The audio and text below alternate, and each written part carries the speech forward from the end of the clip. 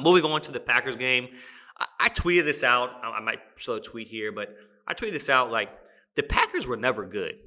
And watching, and here's the thing. Some people look at me and say, Seth, you're an idiot, right? Okay, I understand that, right? That's your own opinion from what I say, because the Packers had the best record in the NFL.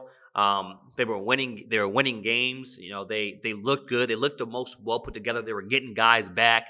Guys weren't healthy during the season, but of course, they ran into their kryptonite, the 49ers, because I think they lost them like four or five seasons in a row in the postseason or in the regular season as well too. But I think what is crazy is if you look at their schedule, right? So they lost to the Saints, which was early, 38-3. That was the first game of the season. It was early, so you can't really judge that, put a stamp on that.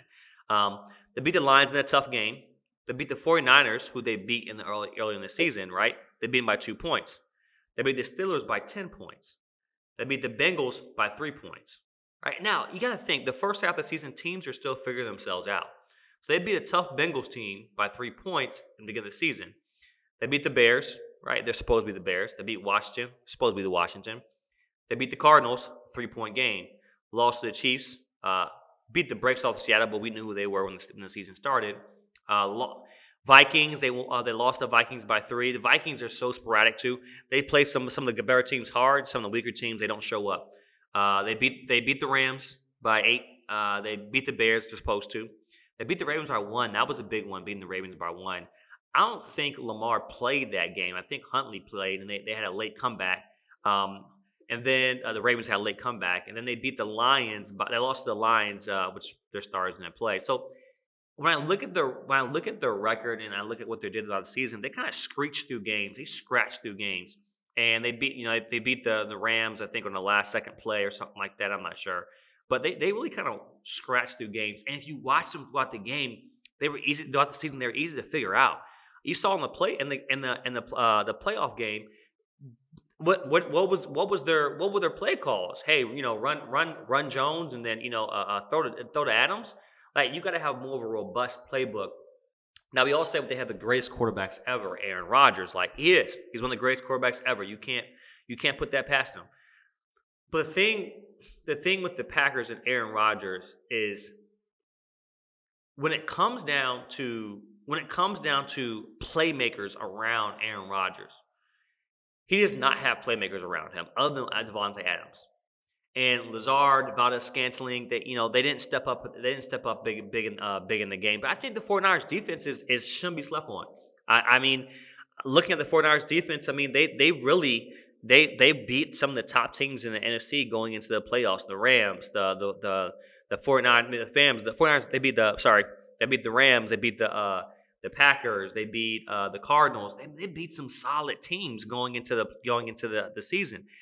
I go on to say that because, like, that defense, and you think of it as being a chess match. That defense has it out for, and just knows how to play well against the Packers.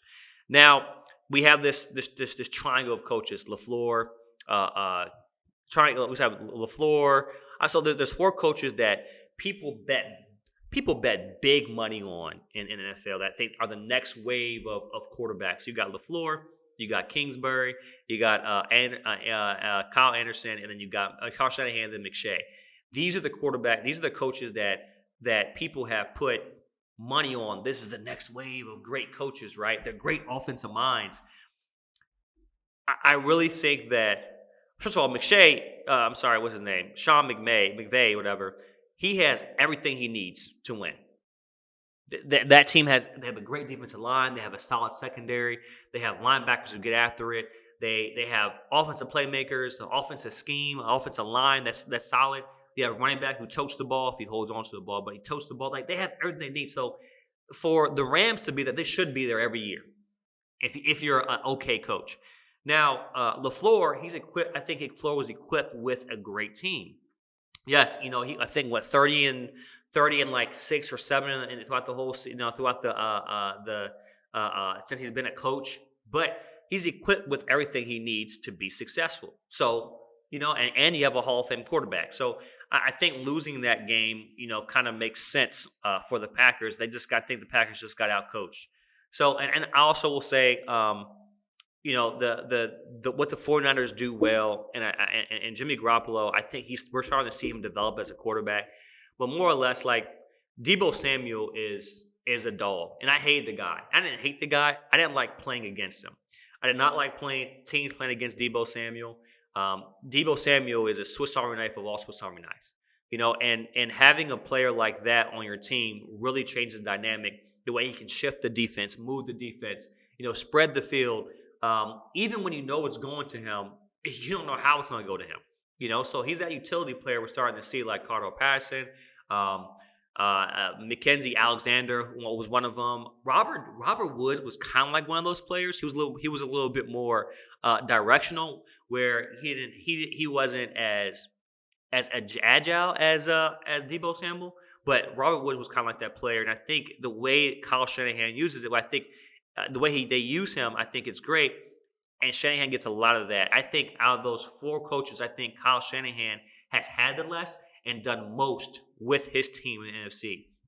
So that the question is, can it beat the Rams? They're playing a different Rams team they played at the end of the season. End of the season, the Rams, I'm not going to say they weren't playing hard, but I don't know if seeding was as important to them as an actual playoff game.